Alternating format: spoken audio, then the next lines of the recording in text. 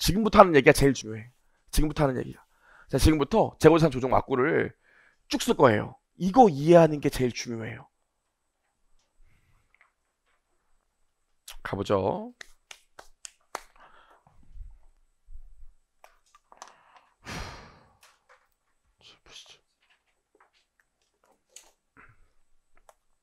자, 가보겠습니다.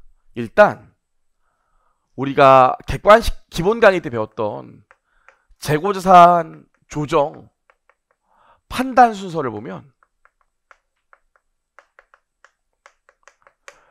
2단계로 판단해요. 1단계로 이게 창고에 이게 내 재고가 맞는지 안 맞는지로 판단해요.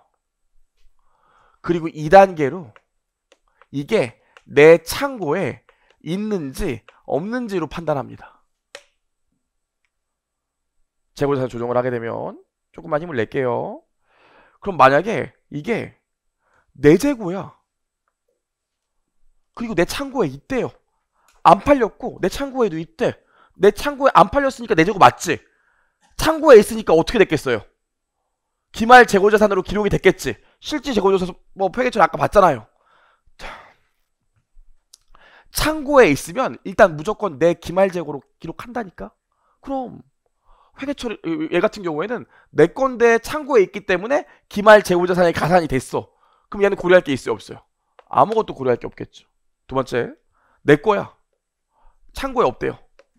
가장 대표적인 게 뭡니까? 선적지 인도 조건으로 매입했는데 아직 도착을 안 한 경우죠. 그럼 얘는 지금 배 타고 오고 있는데 선적 사는 시점부터 내 거기 때문에 내 건 맞아. 근데 배 타고 오고 있기 때문에 창고에는 없다고요. 그럼 어떻게 해줘야 돼? 내 건데 창고에 없으니까 가산해 주셔야겠지. 가산해 준다고요. 내 재고 아닌데 창고에도 없대. 그럼 고려할 게 없겠죠. 잘했네. 내 거 아닌데 창고에도 없으면. 그쵸? 근데 내 게 아닌데 창고에 있대요. 그럼 어떻게 해주셔야 돼요? 예를 들어서 이런 경우죠. 1+1으로 물건을 판다고요. 1+1으로 물건을 파는데 고객도 창고가 없어서 1+1이라 너무 사고 싶은데 지금 내가 두 개를 다 못 갖고 가겠대. 그래서 하나만 갖고 간다고요. 하나는 좀 맡아달래. 그럼 이거 팔린 거 맞지? 팔린 거 맞는데 고객의 요청에 의해서 지금 갖고 있는 거기 때문에 내 거 아니라고요. 근데 창고에 있죠. 근데 창고에 있으면 무조건 어디 들어가 있어? 기말 재고자산에 들어가 있기 때문에 기말 재고자산에서 빼줘야 된다고요. 그래서 얘는 차감해줘야 돼요. 그럼 우리가 회계 처리할 거 뭐랑 뭐밖에 없어. 얘는 아무것도 안 하기 때문에 회계 처리할 게 없는데 얘랑 얘는 뭔가를 해줘야 되기 때문에 회계 처리할 게 있다고요. 지금부터 요 회계 처리 원리 좀 배우겠습니다. 자, 볼게요. 우리가 근데 이 얘기를 하겠다는 게 아니라 여기까지만 얘기하면 1차지. 심화를 얘기해야 되는데 요거 회계 처리가 생각보다 복잡하다고요. 자, 보세요. 그럼 이 재고자산 조정에 회계 처리를 해야 되는데 기말 재고자산에 가산하는 요 케이스 같은 경우에 회계 처리가 유형이 두 가지가 있다고요. 매입 시점에 이 매입을 기록한 경우가 있고요. 매입 시점에 매입을 기록 안 한 경우가 있다고요.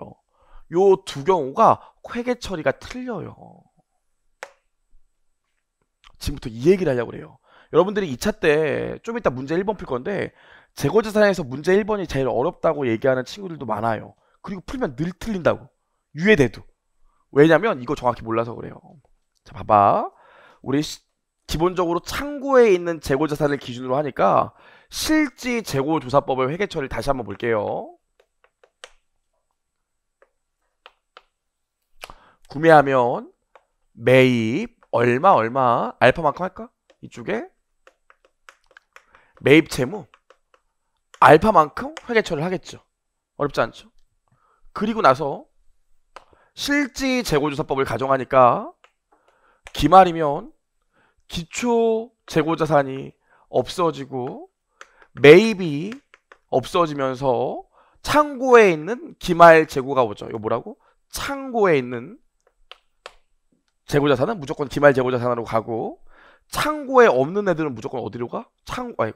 창고에 없는 애들은 무조건 매출원가로 간다고요. 여기까지 따라오시겠죠. 그렇죠? 회계처리 이렇게 되잖아. 우리 실지 재고 지금 재고자산 조정은 창고에 있는 재고자산을 기준으로 그 다음 단계이기 때문에 실질 재고조사법을 기준으로 회계처리를 봐야 돼요. 그럼 이 상황에서 보세요.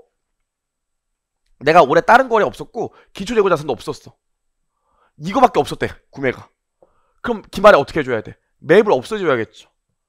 창고에 있으면 기말 재고로 가는 거고 창고에 없으면 매출 원가로 가야 된다고요. 지금 보세요. 어떤 케이스야? 요런 케이스예요. 내 재고라고. 근데 창고에 없대. 그럼 기말 재고에 가산해주는 거 맞죠? 근데 이걸 매입 시점에 회계 처리를 한 경우랑 안 한 경우에 따라 차이가 존재한다고요. 생각해봐. 선적지 인도 조건이에요. 선적하는 순간 회계 처리 원래 했어야 되는데 회계 처리 안 하는 경우도 있다고요. 아무튼 선적지 인도 조건으로 매입하면 아직 도착 안 했기 때문에 창고 문을 열었을 때 없다고. 거기 따라오시죠? 그럼 내가 매입 시점에 기록을 했대요. 요거만큼 매입 시점에 기록을 했대. 그럼 기말에 요 매입을 임시계정이니까 바로 지워줘야겠지. 아무튼 차변과 대변 중에 대변에 지금 알파가 들어갔잖아. 다른 거 없대요.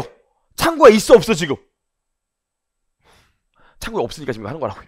창고에 없죠? 그럼 창고는 빵이고 요 알파 어디 들어가 있어요? 창고에 없으면 무조건 매출원가에 들어간다고요. 우리 재작년 세무사 2차 시험에 요 파트 내용 문제 나왔는데 오늘 아마 풀 건데 요 파트 시험에 나왔는데 대부분 틀렸다고요. 왠 줄 알아요? 문제에 이게 매출원가에 들어가 있다고 얘기가 없다고요. 근데 무슨 얘기는 있어요? 창고에 없다고 나와 있어요. 창고에 없으면 어디 들어가야 돼? 여기 들어가야 된다고요. 매입 시점에 기록을 했다면. 근데 수많은 학생들이 이게 왜 매출원가에 들어가냐는 거예요. 창고에 없으니까. 아니 그러니까 창고에 없으니까 왜 매출원가에 들어가냐고요. 더 이상 할 얘기가 없어요. 그러면은 아시겠습니까? 그만큼 공부가 안 돼 있는 거야 사실. 보세요. 매입 시점에 기록을 하면 이 매입이 기말에 수정분계로 지워지기 때문에 차변에 둘 중에 어디엔 가 있어야 돼. 근데 창고에 없으니까 무조건 오토매틱으로 어디 가 있어요? 매출 원가에 가 있다고요. 근데 이거 매출 원가에 들어가 있어야 돼? 기말 재고로 들어가야 돼?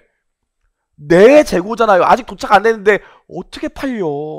그래서 이 경우에 수정분계가 어떻게 되겠어요? 야, 뭔 매출 원가야 지금 안 팔렸는데. 너는 매입 시점에 기록했다고 창고에 없으면 자동으로 매출 원가 보내는 걸 알겠는데 창고에 없어도 아직 안 팔렸기 때문에 매출원가 취소시키고 기말 재고자산에 알파 가산해줘야 된다고요. 그래서 매입 시점에 기록을 했다면 기말의 재고자산 조정에서 가산 조정을 해주더라도 어떻게 해줘야 돼? 재고자산 알파만큼 가산해주고 기록 안 한 거만큼 가산해주는 금액만큼 뭐 해줘야 돼요? 매출원가 알파만큼 줄여줘야 된다고요. 여기까지 어렵지 않죠? 따라오시겠어요? 무슨 말인지? 그쵸? 해야 돼. 두 번째 케이스 보죠. 두 번째 케이스. 두 번째 케이스는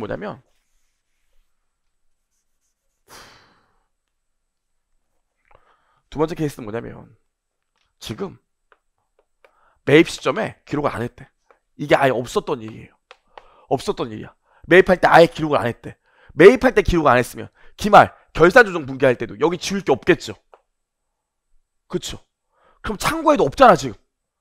그럼 매출원가에 들어가야 되는데 이쪽에 알파가 기록이 안 돼 있기 때문에 창고에 없어도 매출원가에 알파가 기록이 돼요 안 돼요? 안 된다고요. 없는데 어떻게 이렇게 안 썼는데 뭘 지우고 뭘 기록해. 그냥 없는 상태야. 그러고 싸그리 없는 상태야. 하지만 우리 뭘 늘려줘야 돼요. 야 내 거야 내 거. 창고는 없지만 내 거야. 네가 매입 시점에 기록을 안 했더라도 12월 31일자로 내 거라고. 그럼 어떻게 해줘야 돼? 기말 재고자산을 알파만큼 늘려주는 건 이해할 수 있겠죠. 가산해줘야 돼 무조건. 근데 문제는 뭐예요? 매출 원가를 줄일 수가 없어. 왜 매출 원가를 줄일 수 없어요? 기록이 안 돼 있는데 어떻게 지워? 기록이 안 돼 있어서 지울 게 없어요. 매출 원가에 안 가 있다고. 그래서 매출 원가를 지울 수가 없어요 얘처럼. 하지만 뭐는 살려내야 돼. 야, 아 맞다. 그리고 너 돈 갚을 의무 있는데 그것도 기록 안 했더라? 돈 갚을 의무 있는데 그것도 기록 안 했더라? 그래서 어떻게 내려와요? 그쵸.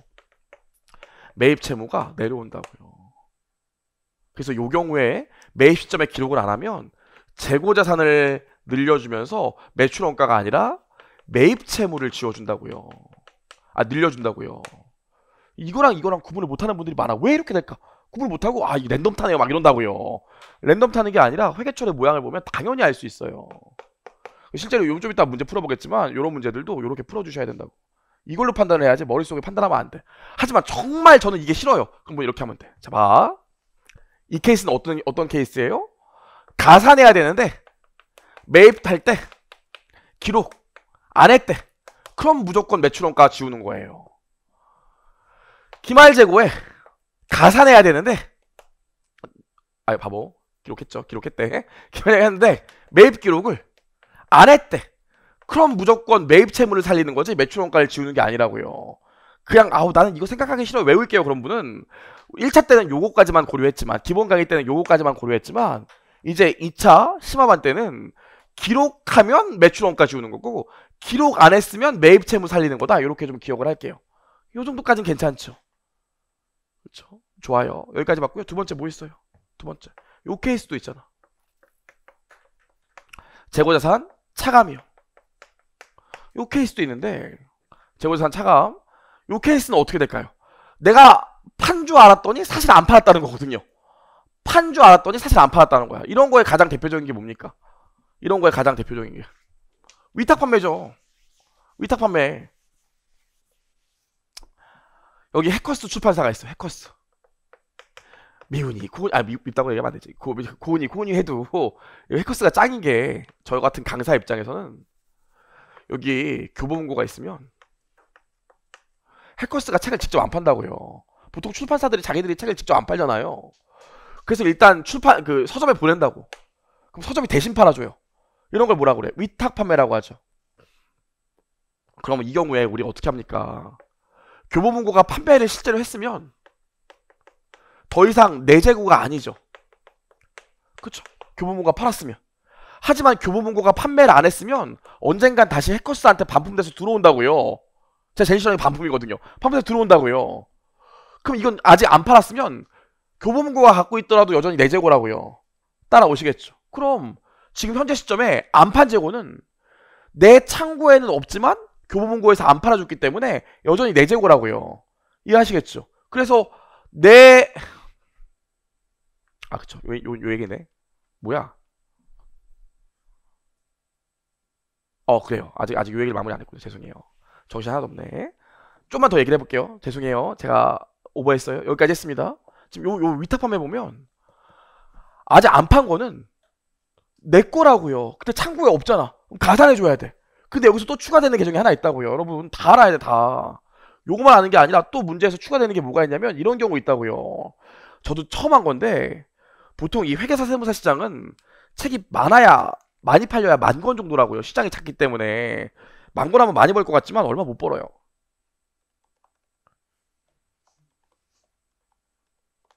얼마 안 돼요. 안 가르쳐 줄 거예요. 얼마 안 돼요. 영세하다고요. 그래서 출판사들이 영세해. 그래서 보통 해커스 아니고 일반 출판사들은 저자한테 인세를 어떻게 주냐면, 인세 넘기고 교보문고가 팔아. 그럼 우리 영업사원이 가서 돈을 수금해 온다고. 그럼 그때 받아온 돈을 정산해서 저자한테 인세를 나눠줘요. 그래서 인세를 되게 나중에 준다고. 실제로 얘가 팔고 대금까지 회수해야 우리한테 돈을 준다니까요. 항상 그랬어요. 그래서 제가 다른 영세한 업체에서 책을 냈을 때는 인세를 1년에 한 번 받는다고요. 그리고 많이도 못 받고. 근데 이 해커스 같은 경우에는 출판사에서 교보문고나 서점에 책 보낼 때 그냥 다 수익 잡아요. 다. 그리고 출판사도, 서점도 해커스 같은 데 책 가지고 오면은 책 갖고 올 때 그냥 돈 다 줘버려. 왜 그럴까? 그쵸. 언젠가 팔릴 거라고 본다고요. 왜냐면 이게 해커스가, 우리 해커스 경영하면 작지만 해커스 영어 같은 경우에는 진짜 한 100만 권 팔린다고요. 그럼 돈이 되거든요. 한 100만 권 팔린다고. 나누면 언젠가 다 사. 토익은 누구나 다 하기 때문에 다 산다고요. 언젠가 다 팔려. 그래서 해커스 출판사 같은 경우엔 여기에 보내면서 반품도 생각 안 하고 이때 돈 바로 받기 때문에 바로 매출 끊는다고요. 진짜예요. 저도 처음 알았어요. 넘기고 나서. 저희 같은 저자들 인세들도 넘겼을 때 돈 받으면 정산해서 그날 바로 줘. 돈도 빨리 들어오고 돈도 많이 받아요. 그렇다고요. 그럼 이렇게 사심이 넘칩니다. 제가. 그렇다고요. 그럼 제가 무슨 얘기하고 싶냐면, 실제로 요 경우에 재고자산 살리고 매출원가 취소하는 회계 처리만 해줘야 돼? 추가로 해줄 회계 처리가 또 있어요? 없어요? 있지.